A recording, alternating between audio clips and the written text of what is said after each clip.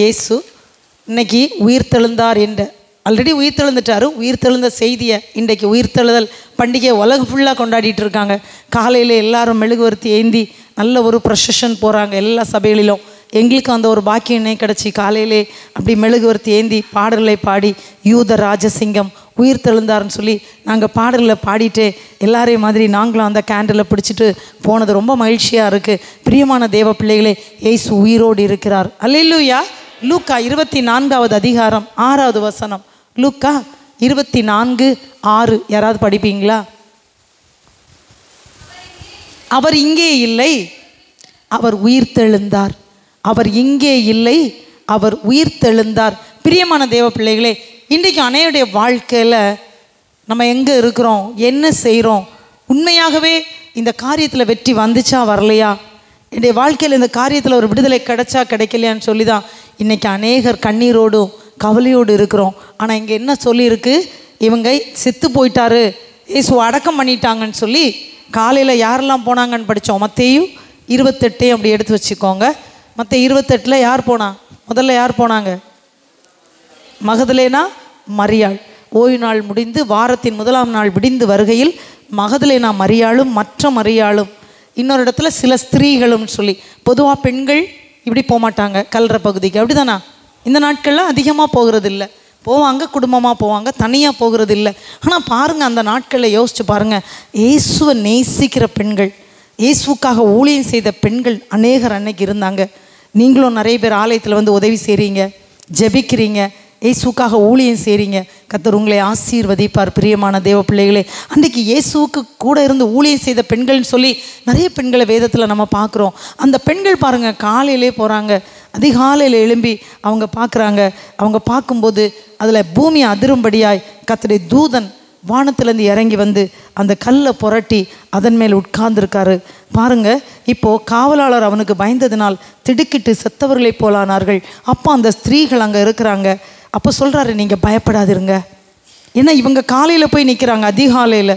அந்த ஒரு பூமி அதிர்ந்தது மாதிரி தூதன் இறங்குறாரு, அந்த கல் மாறுகிறது. அப்போது அவங்க சொல்கிறாங்க, ஸ்திரீகளை பார்த்து பயப்படாதிருங்க. பாருங்கள், இவங்கக்கிட்ட வேறு எதுவும் கேட்டது மாதிரி தெரியல. பயப்படாதிருங்க, நீங்கள் சிலுவையில் அறையப்பட்ட இயேசுவை தேடுகிறீர்கள் என்று அறிவேன்.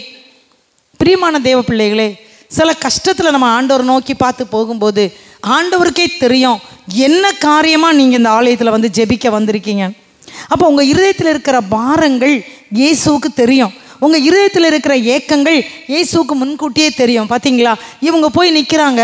தூதன் சொல்கிறாரு, நீங்கள் எனக்கு சொல்கிறாரு, தூதன் அந்த ஸ்திரீகளை நோக்கி, நீங்கள் பயப்படாதிருங்கள், சிலுவையில் அறையப்பட்ட இயேசுவை தேடுகிறீர்கள் என்று அறிவேன். இன்றைக்கி யாரை தேடி வந்திருக்கோம் நம்ம? இயேசு உயிர்த்தெழுந்தது உண்மைதான், ஆனால் இயேசுவை தேடி தானே வந்தோம். இங்கே இயேசுவை தானே பார்க்க வந்தோம், ஆமாவா இல்லையா? எல்லா சண்டையும் நம்ம இயேசுவை பார்க்க தான் வரோம். இன்றைக்கும் ஈஸ்டர் பண்டிகைன்னா எல்லா இடமுமே அது பண்டிகை நாளாக சிறப்பாக கொண்டாடுறாங்க இல்லையா? நாமும் கொண்டாடிட்டே இருக்கோம், எங்கள் இயேசு உயிரோடு எழுந்தார்னு சொல்லி. சந்தோஷமாக நீங்கள் வந்தீங்க. அப்போ இயேசுவை தான் தேடி வந்தீங்க. உங்கள் இருதயத்தில் என்ன இருக்குன்னு சொல்லி ஆண்டவர் அறிந்திருக்கிறார். ஒருவேளை பக்கத்தில் இருக்கிறவர்களுக்கு தெரியாது, ஒருவேளை ஊழியம் செய்கிற எங்களுக்கு கூட உங்களுடைய தேவைகள் தெரியாமல் இருக்கலாம், ஆனால் இயேசுவுக்கு தெரியும். பிரியமான தேவ பிள்ளைகளே, உங்கள் இருதயத்தில் என்ன ஏக்கம் இருக்குது, எத்தனை வருஷமாக நீங்கள் ஏக்கத்தோடு இருக்கிறீங்க, எத்தனை வருஷங்களாக கண்ணீரில் இருக்கிறீங்க, எத்தனை வருஷமாக பாடுகளோடு வந்திருக்கீங்கன்னு இயேசுவுக்கு தெரியும். அவங்க சொல்கிறாங்க, அவர் இங்கே இல்லை, அவர் இங்கே இல்லை, தாம் சொன்னபடி உயிர்த்தெழுந்தார், கர்த்தரை வைத்த இடத்தை வந்து பாருங்கள். தாம் சொன்னபடி. முதலாவது நம்ம பார்க்கும்போது இதனுடைய இன்றைய தலைப்பு என்னென்னா, அவர் இங்கே இல்லை, இயேசு உயிர்த்தெழுந்தார். அதான் இந்த இன்னையுள்ள தலைப்பு, உயிர்த்தெழுந்த இயேசு. உயிர்த்தெழுந்த இயேசு தான் நம்முடைய தலைப்பு. முதலாவது நம்ம பார்க்கும்போது கர்த்தர் சொன்னதை நம்பணும். அதான் முதலாவது. கர்த்தர் சொன்னார். அவர் இங்கே பூமியில் இருக்கும்போது தன்னுடைய சீஷர்கள்ட்ட சொன்னார். அது நீங்கள் படித்து பார்த்தீங்கன்னா தெரியும். படிங்க, லூக்கா 24:7. அவர் சொன்னார். இன்றைக்கி நிறைய நேரத்தில் இயேசு சொன்னதை நம்ம மறந்து போயிடுறோம். இயேசு நமக்கு நிறைய சொல்லி தந்திருக்கிறாரு. 66 புஸ்தகங்களில் இயேசு நமக்கு நிறைய சொல்லியிருக்கிறாரு. ஆனால் எத்தனை பேர் அவர் சொன்னதெல்லாம் படிச்சிருக்கீங்கன்னு தெரியல. ஒருக்கா படித்து பார்த்தீங்கன்னா அப்புறம் பைபிளை கீழே வைக்கவே மாட்டீங்க. பிரியமான தேவ பிள்ளைகளே, இயேசு நிறைய நமக்கு சொல்லியிருக்கிறாரு. சீஷர்கள்ட்ட அவர் சொன்னார் பாருங்க, படிங்க பார்க்கலாம். லூக்கா 24:7 மனுஷகுமாரன் பாவிகளான மனுஷர் கைகளில் ஒப்பு கொடுக்கப்படவும் சிலுவையில் அறையப்படவும் 3ஆம் நாளில் எழுந்திருக்கவும் வேண்டும் என்பதாக அவர் கலிலேயாவில் இருந்த காலத்தில் உங்களுக்கு சொன்னதை நினைவு கூறுங்கள் என்றார். ஒரு கஷ்டம் வரும்போது, ஒரு துன்பம் வரும்போது, ஒரு பாடுகள் வரும்போது எதை நினைவு கூறணும்? இயேசு சபையில் தேவ பிள்ளைகள் மூலமாக, உங்கள் போதகர் மூலமாக அருமையான வசனங்களை சொல்லி தந்திருப்பாங்க. அந்த வசனங்களை நினைவு கூற வேண்டும். துன்பம் வரும்போது, துயரம் வரும்போது, தேவைகள் வரும்போது இயேசு சொல்லி இருக்கிறாரே, பயப்படாதேன்னு சொன்னாரே, திகையாதேன்னு சொன்னாரே, கலங்காதேன்னு சொன்னாரே, பயப்படாதேன்னு சொல்லி இந்த வேதத்தில் 366 தடவை சொல்லியிருக்காரு. நமக்கு 4 வருஷத்து ஒருக்கா லீப் இயர், அப்படி தானே? அந்த 366 நாள் வரும். அதனால் 366 தடவை வேதத்தில் பயப்படாதே தம்பி, பயப்படாதேன்னு சொன்னார். எத்தனை தடவை சொன்னாருமா? வேதத்தில் எத்தனை தடவை இருக்குது? யாராவது நோட்ஸ் எடுக்கிறீங்களா? 366 தடவை பயப்படாதே. அதெல்லாம் நினைவு கூற சொல்கிறார். பிரச்சனைகள் வரும்போது அது மட்டும் இல்லை, அவர் என்ன சொல்கிறார்? அவர் இங்கே இல்லை, இயேசு உயிர்த்தெழுந்தார்னு சொல்லி அந்த பெண்களுக்கு சொல்கிறாரு. பிரியமான தேவ பிள்ளைகளே, நீங்கள் ஏதோ ஒரு இடத்துல தேடிட்டு இருக்கீங்களா?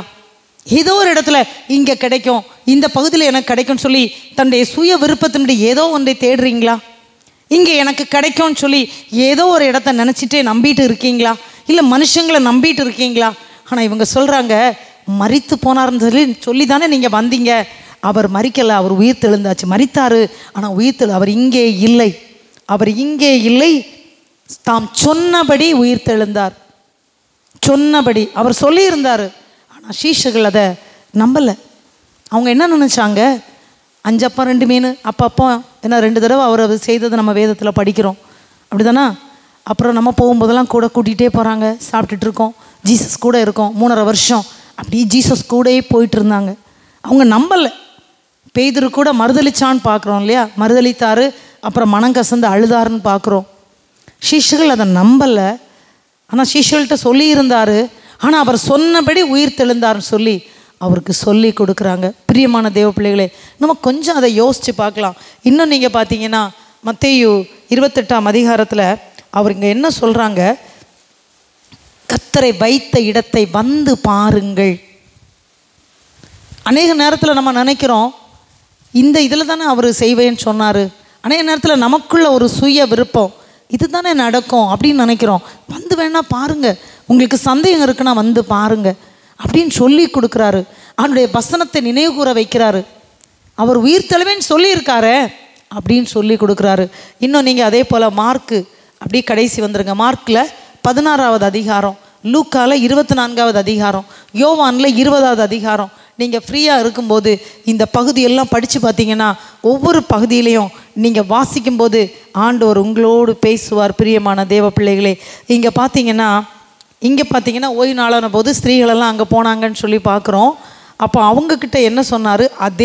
அதே மாதிரி தான் சொல்கிறாரு. 6ஆவது வசனத்தில் அவர் உயிர்த்தெழுந்தார். அவங்க சொல்கிறாங்க, சிலுவையில் அறையப்பட்ட நசரேயனாகிய இயேசுவை தேடுகிறீர்கள். 16:6 அவர் உயிர்த்தெழுந்தார், அவர் இங்கே இல்லை, இதோ அவரை வைத்த இடம் அப்படின்னு சொல்லி அவங்களுக்கு சுட்டி காட்டுறாங்க. அதே போல் நீங்கள் லூக்காவில் வந்துட்டிங்கன்னா லூக்கா 24ஆவது அதிகாரம் பாருங்கள். லூக்கா 24ஆவது அதிகாரம், அந்த அதிகாரத்தில் நீங்கள் பார்த்தீங்கன்னா என்ன நடக்குன்னா, அந்த ஸ்திரீகள் பயப்பட்டு, ஏன்னா 2 பேரை பார்த்துட்டாங்க, ஸ்திரீகள் பயந்து போய் நிற்கிறாங்க. அப்போ ஒரு வார்த்தை சொன்னார். அந்த வார்த்தை தான் நமக்கு தேவை, உங்களுக்கு தேவை, உங்களுக்கு தேவை. ஏன்னா அந்த வார்த்தை நம்ம நம்பணும் பாருங்க. சரியா? இதில் என்ன சொன்னார் பாருங்க, 5ஆவது வசனம் யாராவது படிங்க. 24:5. ம் ம் ம்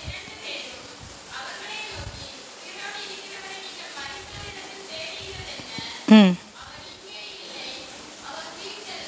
உயிரோடு இருக்கிறவரை நீங்கள் மரித்தோரிடத்தில் தேடுகிறது என்ன? இன்னைக்கு நம்மளும் அப்படிதான் பாருங்க. அதாவது இங்கே போனால் ஒரு அற்புதம் நடக்காதா? இந்த இடத்துல போய் ஏதாவது கேட்டால் ஏதாவது சொல்ல மாட்டாங்களா? இன்றைக்கி அநேகர் அப்படி ஓடிட்டுருக்காங்க. நாள் பார்க்குறாங்க. நிறைய பேர் ஓடிட்டு தான் இருக்காங்க. ஆனால் இயேசுக்கிட்ட வரும்போது அதெல்லாம் தேவையில்லை. ஏன்னா அவர் சொல்கிறாரு, நீங்கள் போய் மரித்தோரிடத்துல போய் என்ன தேடுறீங்க? அவரே உயிர் தெழுந்தாச்சே. பிரியமான தேவ பிள்ளைகளே, உங்களே நீங்கள் ஒரு கேள்வி கேட்டு பாருங்கள். நீங்கள் எதை எங்கே தேடிட்டுருக்கீங்க? எங்கே தேடிட்டுருக்கீங்க? மனுஷன்கிட்ட அது கிடைக்காது, உலகத்தில் அது கிடைக்காது. ஆனால் இயேசுக்கிட்ட கிடைக்கும். இயேசு தான் அந்த வழிகளை உருவாக்கி தருகிறவர். அது மட்டும் இல்லை, இவங்க சொல்லி கொடுக்குறாங்க. அதே வசனம் அவங்க நினைவு கூறும்படியாக சொல்கிறாங்க. நம்ம ஏற்கனவே லூக்கா 24:7 படித்தோம். 8ஆம் வசனத்தை படிங்க. அப்பொழுது அவர்கள் அவருடைய வார்த்தைகளை நினைவு கூர்ந்தார்கள். அது போதும். பிரியமான தேவ பிள்ளைகளே, இன்றைக்கு தேவன் முதலாவது உங்களோடு பேசுகிற ஒரு வார்த்தை என்னன்னா, தேவனுடைய வார்த்தையை என்ன செய்யணும்? நினைவு கூறணும். வார்த்தை மிக முக்கியம். அதனால தான் எழுதி கொடுத்துருக்கிறாரு. கண்டிப்பாக இந்த வேத வார்த்தையை படித்தே ஆகணும், படித்தே ஆகணும். அடுத்தது ஆண்டவர் அங்கே என்ன செய்தாங்கன்னு சொல்லி பார்க்கும்போது அவங்க செய்த ஒரு காரியம், அந்த வார்த்தையை நம்ம மட்டும் கேட்கறது இல்லை. இப்போ உங்கள் பாஸ்டரை எடுத்துக்கோங்க. அவங்களுக்கு எல்லாம் தெரிஞ்சிச்சு, ஆண்டோடைய அன்பை தெரிஞ்சாச்சு, வார்த்தையை விசுவாசிச்சாங்க. அவங்க என்ன செய்தாங்க? சும்மா இருக்காங்களா? உங்கள் வார்த்தையை உங்களுக்கு அறிவிக்க என்ன செய்கிறாங்க? ஓடி வராங்க. இப்போ இரண்டாவது ஆண்டவர் உங்களோடு பேசுகிற வார்த்தை என்னென்னா, இந்த வார்த்தையை அறிவிக்க ஓடணும் அப்படின்னு சொல்லி பார்க்குறோம். இந்த வார்த்தையை அறிவிக்க எவ்வளவு நம்மால் ஓட முடியுமோ அவ்வளவுக்கு நம்ம ஓடணும். அறிவிக்க ஓடுனாங்களாம். எவ்வளோ ஒரு பெரிய காரியம் பாருங்கள். அவங்க சும்மா இருக்கல. ஏசு உயிர் தெழுந்துட்டாரு, ஏசு உயிர் தெழுந்துட்டாரு, வாங்க வாங்க அப்படின்னு சொல்லி சொல்கிறதுக்கு ஏசு சொன்னார், நீங்கள் போய் சொல்லுங்க அப்படின்னாரு. அதை சொல்கிறதுக்கு யார் ஓடுனாங்க? பெண்கள் ஓடுனாங்க. பார்த்தீங்களா? அது நீங்கள் படித்து பார்த்தீங்கன்னா தெரியும். பெண்கள் தான் ஓடுனாங்க அப்படின்னு சொல்லி அந்த வேதத்தில் நம்ம பார்க்குறோம். பிரியமான தேவ பிள்ளைகளே, இன்றைக்கி நீங்கள் என்ன செய்கிறீங்க? உங்களை பார்த்து ஆண்டவர் கேட்கிறார். நிறைய பெண்கள் நம்ம சபையில் இருக்கிறோம். ஏசு பற்றி தெரிஞ்சிருக்கீங்க, உங்களுக்கு வார்த்தைகளெல்லாம் கற்றுக் கொடுத்துட்டே இருக்கிறாங்க, வேதத்தை நீங்கள் படிக்கிறீங்க. ஆனால் எந்த அளவுக்கு ஏசு உயிரோடு இருக்கிறார்? நீங்கள் சர்ச்சுக்கு வாங்க, இங்கே வார்த்தைகளை கற்றுக் கொடுக்குறாங்க. இந்த வார்த்தை மூலம் எனக்கு வாழ்க்கையில் அதிசயம் நடந்துன்னு சாட்சி சொன்னீங்க. இந்த சாட்சியை எத்தனை நபர்கள்ட்ட போய் சொன்னீங்க? அதுதான் இன்றைக்கி மிக முக்கியம். பிரியமான தேவ பிள்ளைகளே, ஏன்னா நீங்கள் அப்படி தான் இங்கே பார்க்குறீங்க. ஏன்னா நீங்கள் லூக்கா எடுத்துக்கோங்க. லூக்கா 24வது அதிகாரம். லூக்கா 24வது அதிகாரம். அவங்க என்ன செய்தாங்கன்னு பார்த்தீங்கன்னா, இவங்க போய் யாருக்கெல்லாம் சொல்கிறாங்க? இவங்க போய் கல்லறையை விட்டு 9ஆம் வசனம்.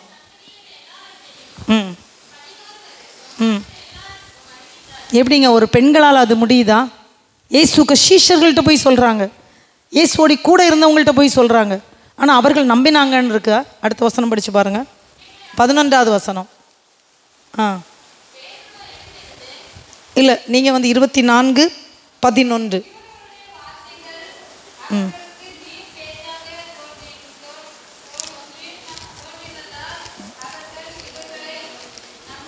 அப்போ நம்பாட்டா யாருக்கு நஷ்டம்? வார்த்தையை நம்பாட்டா யாருக்கு நஷ்டம்? நமக்கு தான் நஷ்டம். ஆனால் இவங்க நம்பலை. அதனால என்னாச்சு? ஆண்டவரை பார்க்க முடியல. அப்படி தான். நான் யார் பார்க்கல? தோமா பார்க்கல. ஆனால் நான் நேராக பார்த்தா தான் விசுவாசிப்பேன் அப்படின்னு சொன்னார். நேராக தான் நான் பார்த்து விசுவாசிப்பேன் அப்படின்னு சொன்னார். பிரியமான தேவ பிள்ளைகளை, நம்பணும்.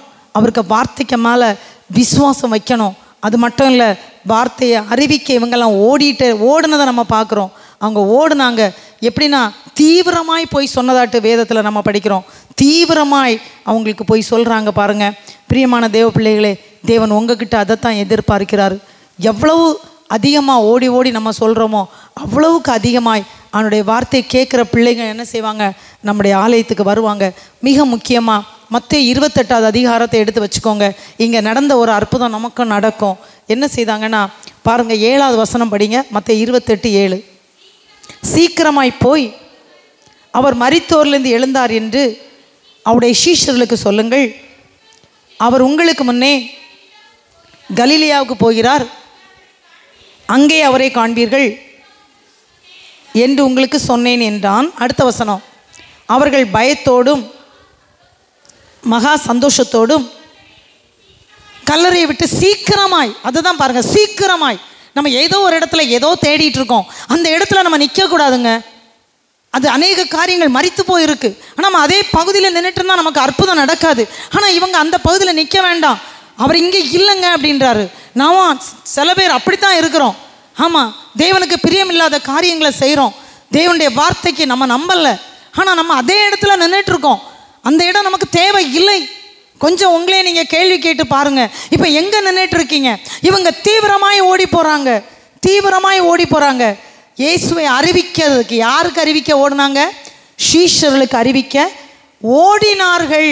பிரியமான தேவ பிள்ளைகளை, எந்த அளவு ஸ்பீடாக ஓடுறீங்க? நீங்கள் பெற்ற சந்தோஷத்தை நீங்கள் எத்தனை பேருக்கு கொடுத்தீங்க?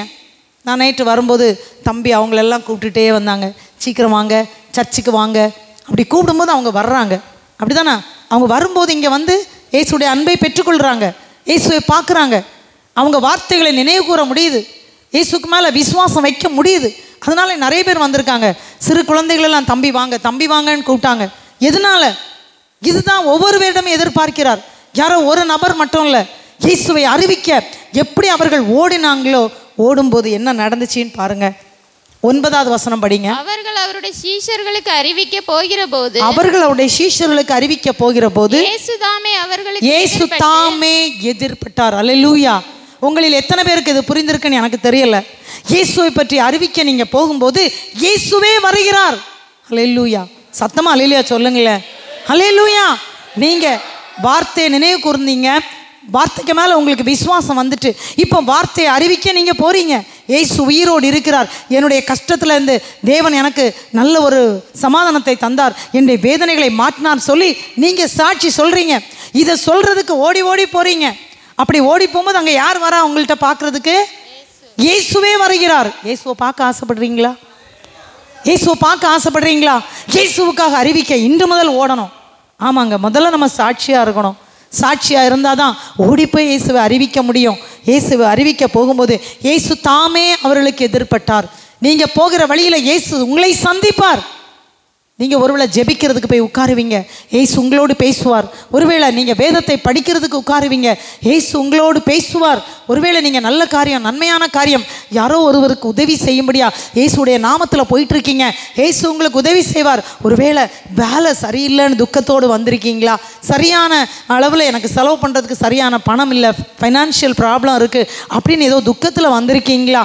எந்த காரியத்தில் நீங்கள் வந்தாலும் நீங்கள் ஆண்டவருக்காக இயேசுவிடந்து பெற்ற ஆசீர்வாதத்தை சொல்வதற்கு நீங்கள் தீவிரமாக போகும்போது இயேசு தாமே எதிர்பட்டு வாழ்க என்ன சொன்னார்? வாழ்க என்றார். யார் வாழ்த்துறா? நம்ம இயேசு வாழ்த்துகிறார். ஒரு மனிதன் வாழ்த்தினா கூட அந்த வாழ்த்துகள் போயிடும், ஆனால் இயேசுவே வாழ்த்துகிறாருங்க. அல்லேலூயா. அப்போ இயேசுவுக்காக ஓடுகிற போது இயேசுடைய வாயிலிருந்து என் மகளே நீ வாழ்க அப்படின்றார். சந்தோஷமா இருக்கா? இந்த வசனத்தை எத்தனை தடவை நம்ம படிச்சிருக்கோம். ஆனால் இயேசுவே நம்மை வாழ்த்துகிறார். வாழ்கன்னு வாழ்த்துற என் மகளே நான் உன்னை வாழ்த்துகிறேன், நீ ஆசீர்வாதமாக இரு, நீ என்னை அறிவிக்க, என்னை பற்றி சொல்வதற்கு நீ ஓடிக்கொண்டிருக்கிறார். என்னுடைய பிள்ளைகள் துக்கத்திலும் துயரத்திலும் ஏதோ நடக்காத காரியத்துக்காக இன்னும் மரித்தோடத்தில் நான் உயிரோடு எழுந்திட்டேன், ஆனால் நான் இன்னும் உயிரோடு இல்லாதது மாதிரி அவங்க மரித்தோடத்தில் போய் என்னை தேடிட்டு இருக்காங்க, ஆனால் நீ என்னை சொல்வதற்கு ஓடிக்கொண்டிருக்கிறாய மகளே மகனேன்னு சொல்லி நீ வாழ்க. அவர் வாழ்த்தும் போதே உங்கள் குடும்பத்தில் உங்கள் வீட்டில் ஏதோ ஒரு பிரச்சனையில் தான் நீங்கள் ஓடி போயிருப்பீங்க, ஆனால் இயேசுவுக்காக ஓடி இருப்பீங்க. இயேசு உங்களை வாழ்த்தும் போதே நீங்கள் விடுதலை பெறுவீர்கள். அல்லேலூயா. அல்லேலூயா. சத்தமாக சொல்லலாம் அல்லேலூயா. இப்போ அவங்க என்ன செய்தாங்க தெரியுமா? இயேசு வாழ்த்தின உடனே அப்படியே இயேசுவை பிடிச்சிட்டாங்க. காந்தம் வச்சுருக்க இடத்துல இரும்பு ஒட்டிக்கிடும், அப்படிதானே? இப்போ இயேசு வாழ்கன்னு சொன்னோடனே இவங்க நேர கிட்ட வந்தார்கள். நம்பர் 1. 2வது அவங்களுடைய பாதத்தை தழுவுனாங்க. ஏன்னா இயேசுவை நேர பார்த்துட்டாங்க, பாதங்களை தழுவுறாங்க. இயேசுக்கு மேலே அவ்வளோ ஒரு பாசம். இயேசு உயிரோடு எழுந்துட்டாரு, இயேசுவே வாழ்த்திட்டாரு, இயேசு அப்படி பாதங்களை தழுவுறாங்க.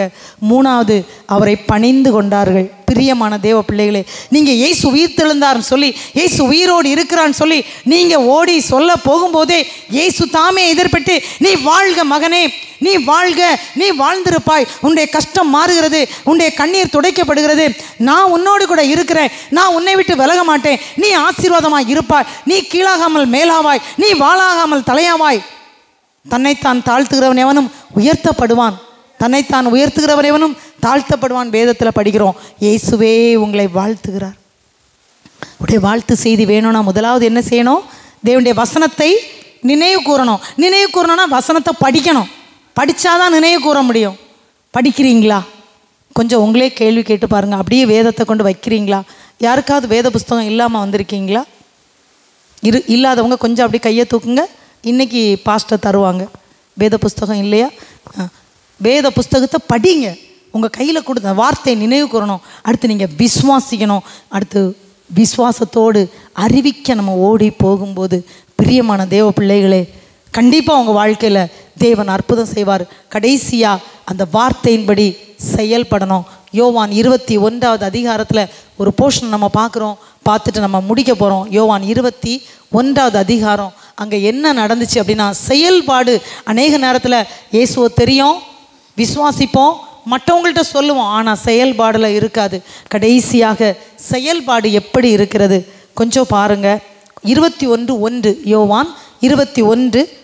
இவைகளுக்கு பின்பு இயேசு திபேரியா கடற்கரையிலே மறுபடியும் சீஷருக்கு தம்மை வெளிப்படுத்தினார். வெளிப்படுத்தின விவரமாது சீமோன் பேதுருவும் திதிமு எனப்பட்ட தோமாவும் கலிலியா நாட்டிலுள்ள கானா ஊரானாகிய நாத்தான் வேலும் சபதேயின் குமாரரும் அவருடைய சீஷரில் வேறு 2 பேரும் கூடி இருக்கும்போது, 3வது வசனம் படிங்க. சீமோன் பேதுரு மற்றவர்களை நோக்கி மீன் பிடிக்க போகிறேன் என்றான். அதற்கு அவர்கள் நாங்களும் உடனே கூட வருகிறோம் என்றார்கள். அவர்கள் புறப்பட்டு போய் உடனே படவேறினார்கள். அந்த ராத்திரியிலே அவர்கள் ஒன்றும் பிடிக்கவில்லை. கவனிச்சிங்களா? இயேசு சீஷர்களுக்கு என்ன கட்டளை கொடுத்திருந்தாரு? உலகம் எங்கும் போய் சர்வ சிருஷ்டிக்கும் சுவிசேஷத்தை அறிவியுங்கள். பேதுரு 3 நேரம் இயேசுவை மறுதலித்தார், அப்படிதானே? அவர் மனக்கசந்து அழுதார். ஆண்டவர் மன்னிச்சிட்டாரா? ஆனால் இப்போ மறுபடியும் மீன் பிடிக்க போறேன்னு சொன்னது யாரு? நீங்கள் அப்படி சொல்கிறீங்களா? உங்களே கேள்வி கேட்டு பாருங்க. செயல்பாடு இல்லைன்னா வேஸ்ட். இயேசு உயிர் தெழுந்தாச்சு, செயல்பாடு இருக்கிறதா? மறுபடியும் மீன் பிடிக்க போறாரு, போகலாமா? அப்படின்னா முன்னாடி செய்த தொழில் என்னது? லூக்கா 5ஆம் அதிகாரத்தில் இயேசு அவங்கள அழைக்கிறாரு. ஃபஸ்ட்டு பேதுரு தான் அழைக்கிறாரு. அடுத்தது யாக்கோபு, யோவான் வர்றாங்க. ஒவ்வொரு சீஷர்களையும் அவர் தெரிந்தெடுக்கிறாரு. இப்போ அதே சீமோன் பேதுரு அன்னைக்கும் அவர் போய் படகுல போய் மீன் பிடிக்க போயிட்டு இருந்தார். அவருக்கு ஒன்றுமே கிடைக்கல. அப்போ நீங்கள் ஆழத்தில் போய் போடுங்கன்னு சொன்னார். போட்டோன்னே நிறைய கிடச்சிருச்சின்னு பார்க்குறோம். இப்போவும் அதே மாதிரி மீன் பிடிக்க போவோன்னு இவர் மட்டுமா போனார்? கூட உள்ள சீஷர் என்ன சொல்கிறாங்க? நாங்களும் உடனே கூட வருகிறோம். இன்றைக்கு அனைவர் எப்படி தெரியுமா? ஆண்டவருக்கு பிள்ளையாக மாறி இருப்பாங்க, நல்ல பிள்ளையாக தான் இருப்பாங்க. திடீர்னு அவங்க வாழ்க்கையில் ஏதோ ஒரு பிரச்சனை வந்தோடனே ஏதோ ஒரு ஏன்னா இப்போ இவர் எல்லாமே மறந்துட்டார். பழையதெல்லாம் மறந்துட்டு மறுபடியும் மீன் பிடிக்க போகிறாராம். சங்கடமாக இருக்கா? மறுபடியும் மீன் பிடிக்க போகலாமா? மறுபடியும் நம்ம அப்படி செய்கிறோமா? கர்த்தருக்கு பிரியமில்லாத ஏதோ பாவத்தை செய்கிறோமா? ரட்சிக்கப்பட்டாச்சு. மறுபடியும் அநேகருடைய வாழ்க்கையில் பாஸ்டர் நிறைய செய்திகள் கொடுத்துருப்பாங்க. உங்கள் சரீரத்தை கெடுக்கிறது ஒன்றையும் நீங்கள் பயன்படுத்தாதீங்க. நீங்கள் வீண் வார்த்தைகள் உங்கள் வாயிலேருந்து வரக்கூடாது.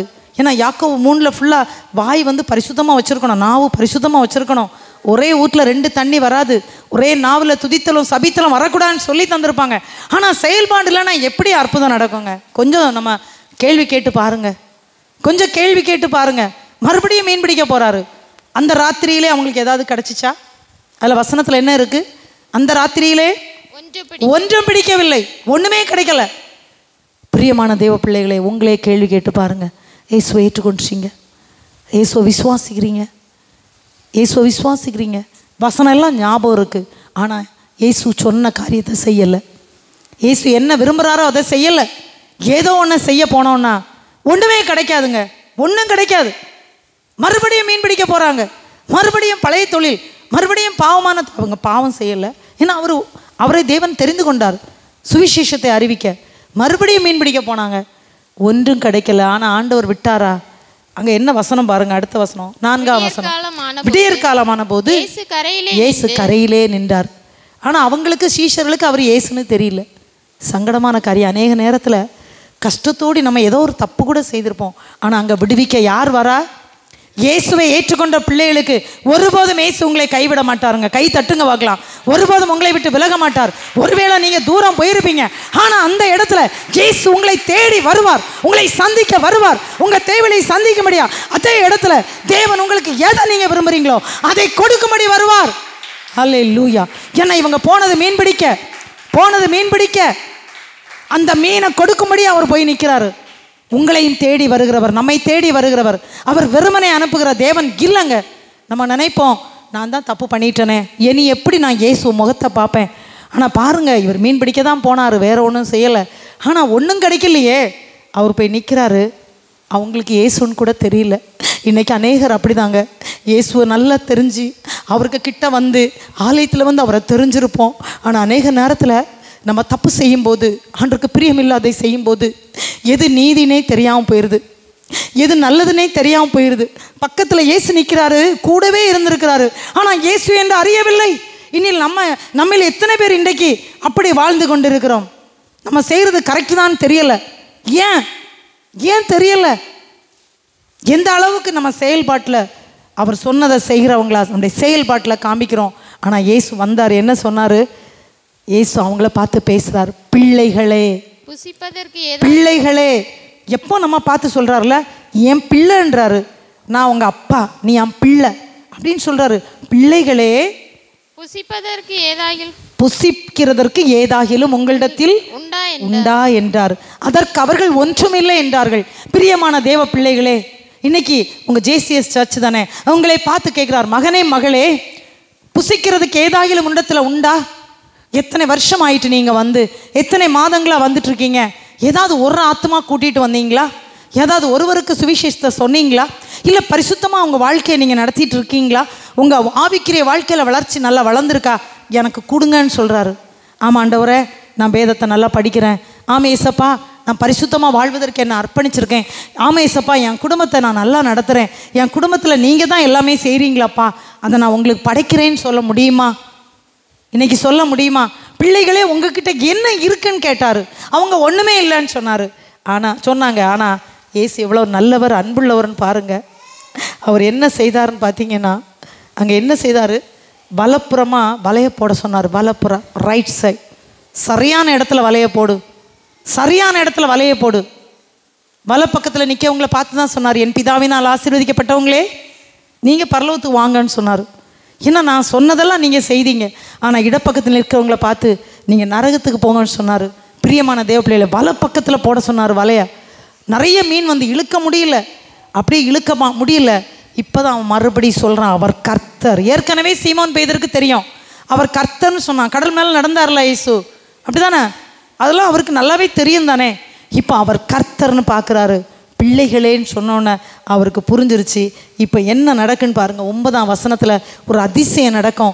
இது உங்கள் வாழ்க்கையில் இயேசு இன்னைக்கு செய்ய போகிறாரு, உங்கள் குடும்பத்தில் செய்ய போகிறாரு. என்னென்ன காரியம் இல்லை நீங்கள் வந்தீங்களோ அப்படியே கை தட்டுங்க பார்க்கலாம். ஆண்டவரை கை தட்டுங்க.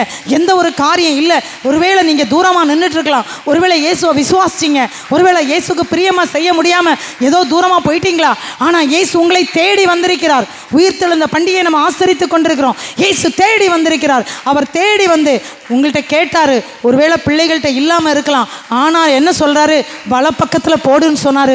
மீன் அகப்பட்டு இப்போ போய் வெளியே பாருங்க, அங்கே என்ன நடக்குன்னு பாருங்கள். கரையிலே வந்த 9ஆம் வசனம் படிங்க. இது உங்கள் வாழ்க்கையில் இயேசு இன்றைக்கு செய்திருக்காரு. நீங்கள் இதை ருசிக்க போகிறீங்க. இந்த சர்ச்சில் வந்து சாட்சி சொல்லி இயேசுவை ஆராதிக்க போகிறீங்க. 9ஆம் வசனம் படிங்க. அவர்கள் கரையிலே வந்து இறங்கின போது கரி நெருப்பு போட்டிருக்கிறதையும் அதில் மேல் மீன் வைத்திருக்கிறதையும் அப்பத்தையும் கண்டார். ஏங்க இவங்க கொண்டு கொடுத்தாங்களா? பரலோகத்திலேருந்து வந்தார்ல அவர், வந்து ராஜாதி ராஜா நமக்காக இந்த பூமியில் வந்தார். அவர் மரித்தார், உயிர்த்தார். உயிரோடு எழும்பி நிற்கும் போது அவரால் எல்லாம் செய்ய முடியும். அப்போ மீன் இருக்குங்க, ஒரு கரி நெருப்பும் போட்டுட்டாரு. என் பிள்ளைங்க இப்போ வருவாங்கன்னு சொல்லி. பிரியமான தேவ பிள்ளைகளே, ஒருவேளை உங்கள் வீட்டுக்குள்ளே அப்படி ஒரு சூழ்நிலை மேலே இன்றைக்கி வந்தீங்களா? ஒருவேளை அதே சூழ்நிலையில் வந்தீங்களா? அவர் உடனே உங்ககிட்ட இருந்து சிலவற்றை கொண்டு வாருங்கள்னு சொன்னார். ஏன்னா வலப்புறத்தில் போடுன்னு சொன்னாரே. சில மீனை கொடுத்தாங்க. இப்போ அவர் என்ன செய்தார் பார்த்தீங்கன்னா, அவங்க அந்த சீமோன் பேதுரு படகுல எத்தனை மீன் கொண்டு வந்தார்? 153 பெரிய மீன்கள். ஹல்லேலூயா. பிரியமான தேவ பிள்ளைகளே, உங்களையும் தேவன் இன்றைக்கு அப்படியா அளவில்லாமல் ஆசீர்வாதம் அனுப்ப போறாரு. கை தட்டுங்க, அப்படியே கை தட்டி துதிங்க.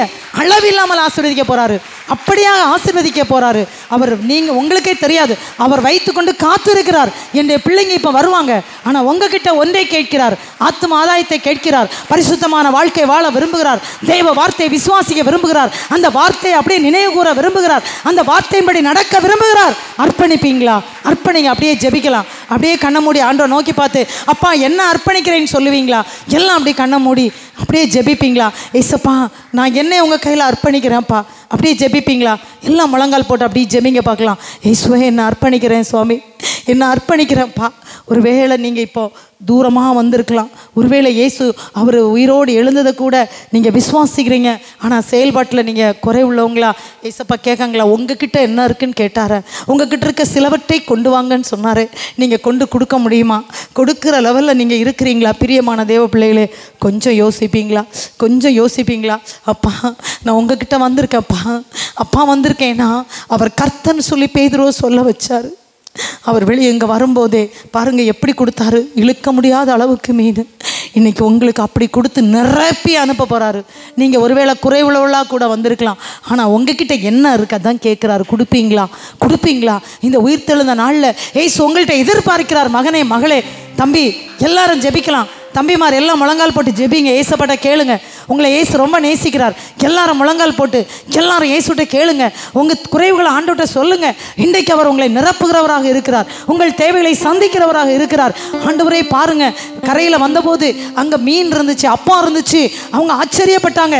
இப்படிப்பட்ட ஆச்சரியமான செயல்கள் இன்று முதல் உங்கள் வாழ்க்கையில் இயேசு செய்ய போகிறார். பிரியமான தேவ பிள்ளைகளே, தேவன் உங்களை நிரப்பி அனுப்ப போகிறார், நிரப்பி அனுப்ப போகிறார். ஆனால் நீங்கள் செய்ய வேண்டியதெல்லாம் இயேசுவை விசுவாசிங்க, இயேசுவை விசுவாசிங்க. இப்போ போஜனம் பண்ணுங்கன்னு சொல்லி போஜனத்தை கொடுத்தாரு. இப்போ எல்லாருக்கும் தெரிஞ்சிருச்சு நம்ம கிட்ட இருக்கிறது இயேசு. ஆம் பிரியமான தேவ பிள்ளைகளே, இந்த இயேசு உயிரோடு எழுந்தவர் இன்று உங்களோடு கூட இருக்கிறார். பிரியமான பிள்ளைகளே, அவர் உங்களோடு கூட இருக்கிறார், அவர் உங்களோடு கூட இருக்கிறார். அவர் செத்து போன தேவத்தை நம்ம ஆராதிக்கலை, அவர் உங்களோடு கூட இருக்கிறார். ஹல்லேலூயா, ஹல்லேலூயா. எல்லாரும் வாய் திறந்து கேளுங்க. உங்கள் வாயை விரிவாய் திற, நான் நிரப்புவேன்னு சொன்னார். எல்லாரும் வாயை திறந்து தம்பி தங்கச்சி அக்கா அம்மா அண்ணா எல்லாரும் கேளுங்க. ஐயா எல்லாரும் இயேசுவை நோக்கி பார்த்து பேசுங்க, இயேசுவை நோக்கி பார்த்து பேசுங்க. இயேசப்பா என்னையே உங்களுக்கு கொடுக்குறேன்னு சொல்லுங்க.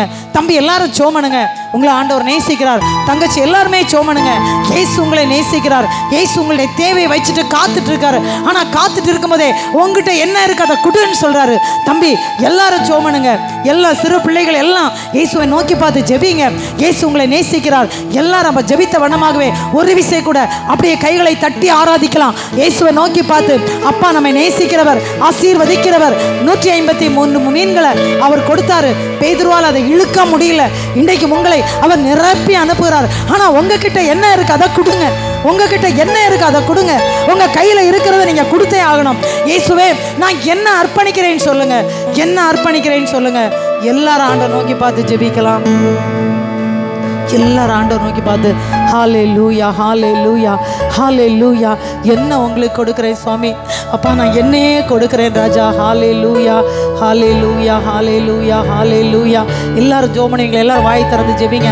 ஏன்னா நம்ம ஜெபிக்கிற வேலை, இந்த வேலையை நாம் ஜெபிக்கணும்.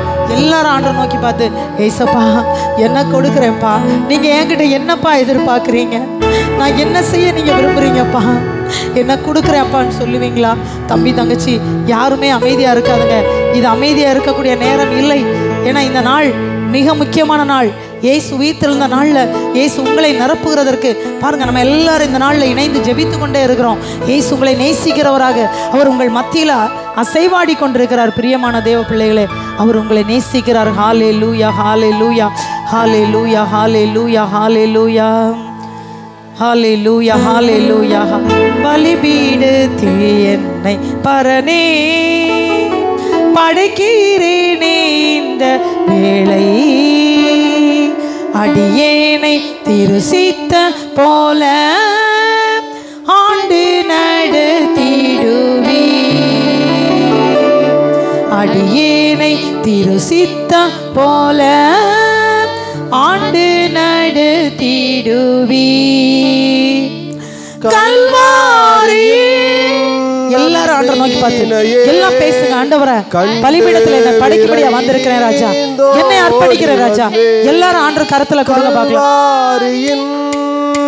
எல்லாரும் எல்லாரும் பேசுங்க, இயேசுகிட்ட பேசுங்க, இயேசுகிட்ட அர்ப்பணிங்க.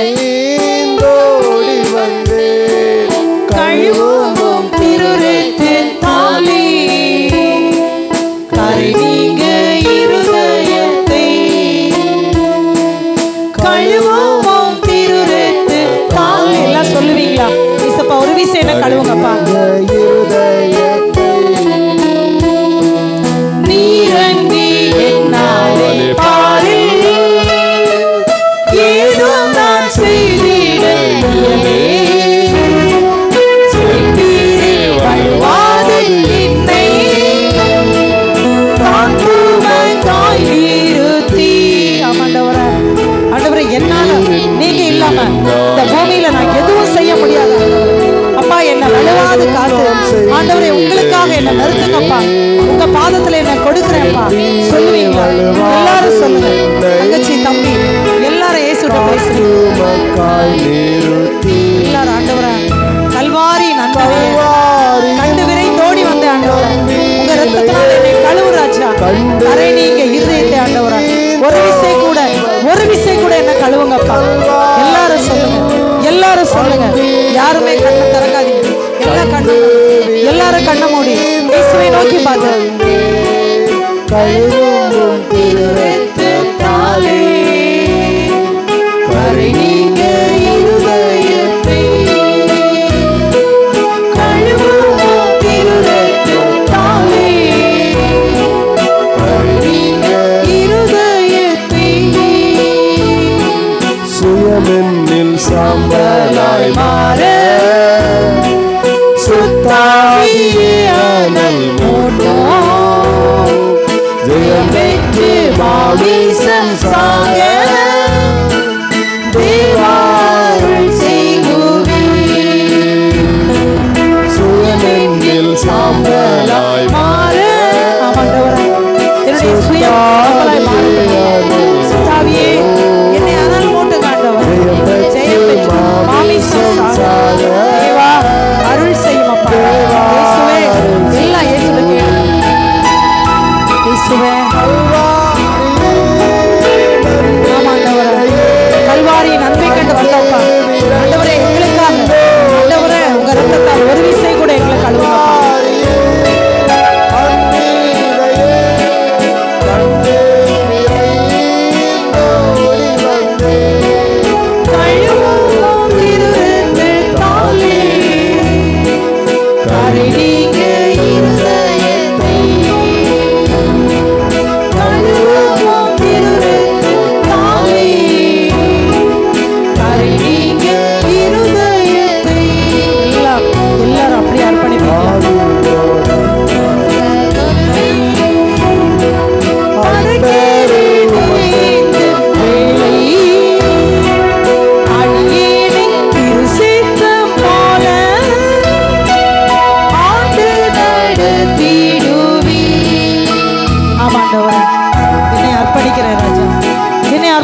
சொல்றீங்களா?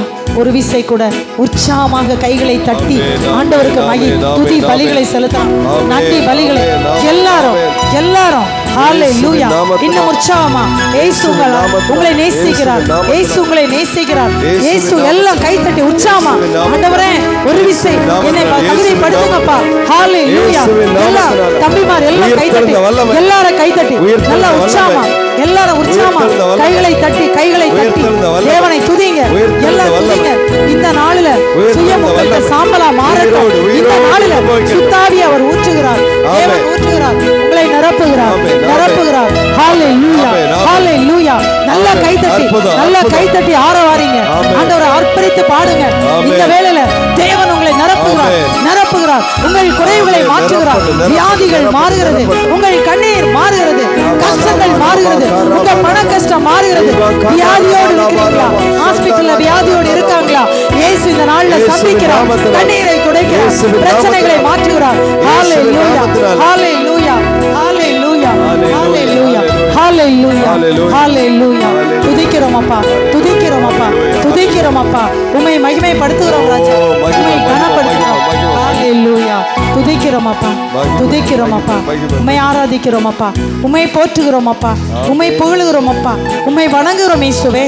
ஆண்டவரே, உயிர்த்தெழுதல் பண்டிகை கொண்டாடுகிற இந்த நாளிலும் ஆண்டவரே நீ சொன்னீங்களேப்பா எபேசியர்ல, ஆண்டவரே எபேசியர்ல எங்களுக்காக ஒரு வசனத்தை சொல்லி இருக்கீங்களா ஆண்டவரே. ஹalleluya. ஆண்டவரே உம்மை ஸ்தோத்திரிக்கிறோம். தேவனோ இரக்கத்தில் ஐஸ்வர்யம் உள்ளவராய் நம்மில் அன்பு கூர்ந்த தம்முடைய மிகுந்த அன்பினாலே அக்கிரமங்களில் மரித்தவர்களாய் இருந்த நம்மை கிறிஸ்துடனே கூட உயிர்ப்பித்தார். கிருபையினாலே ரட்சிக்கப்பட்டேன்னு சொன்னீங்களா ஆண்டவரே. நீர் உயிர்த்தெழும் போது எந்தெந்த காரியங்கள் குடும்பங்களுக்குள்ள வீடுகளுக்குள்ள மரித்த நிலைமையில இருந்ததோ எல்லா நிலைமையும் என் இயேசு மாற்றுகிறார், என் இயேசு மாற்றுகிறார். ஹalleluya, ஹalleluya. விசுவாசிங்க. மரித்து போன நிலைமையில் இருக்கிற ஒவ்வொரு காரியங்களிலும் இயேசு இந்த நாளிலும் விடுதலையை தருகிறார், உயிர்ப்பிக்கிறார். அவரோடு கூட நீங்களும் உயிர்ப்பிக்கப்பட்டீர்கள்.